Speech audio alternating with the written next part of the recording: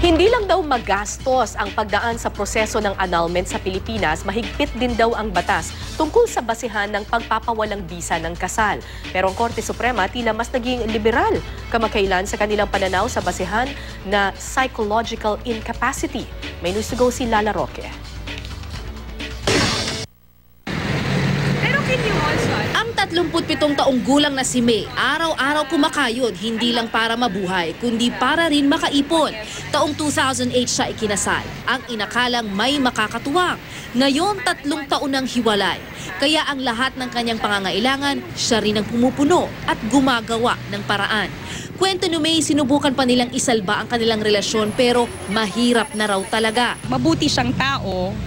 But through the years, kasi kagaya ng na-mention ko kanina, merong change in lifestyle. He involved in himself to things na hindi na normal.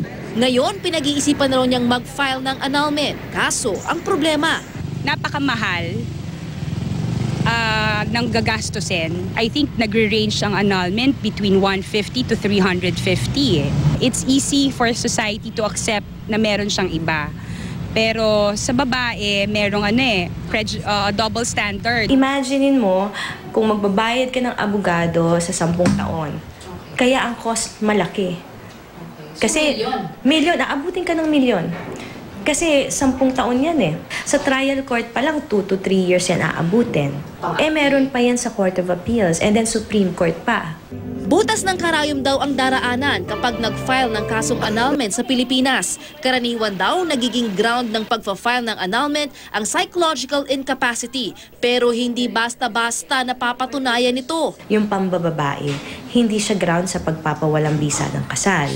Kahit nga pananakit, hindi siya ground by itself na magpawalang bisa. Pero pag siguro pinagsama mo lahat ng manifestations, ika nga, ng kanyang mga mental incapacity, maaaring pwede siyang maging psychological incapacity.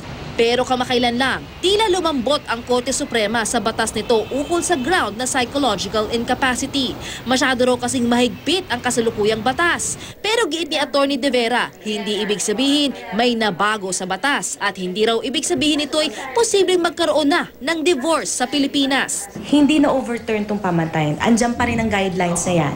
Susundin pa lang. Yun lang ang sabi ng Supreme Court. Siguro nga na-revisit niya. Sabi niya, masyadong strict. Ang sabi ng Supreme Court, case-to-case basis, tingnan mo yan.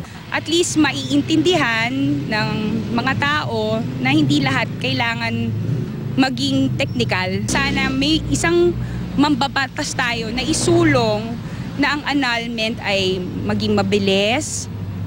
Hindi naman abot-abot kaya pero reasonable din naman. Ayon pa kay Atty. De Vera, dapat alamin muna ang lahat ng pagdaraanan at proseso bago magdesisyon. Hindi raw kasi biro ang oras, pagod at pera ginugugol ng mga nagsasampa ng annulment. Lala Roque, GMA News.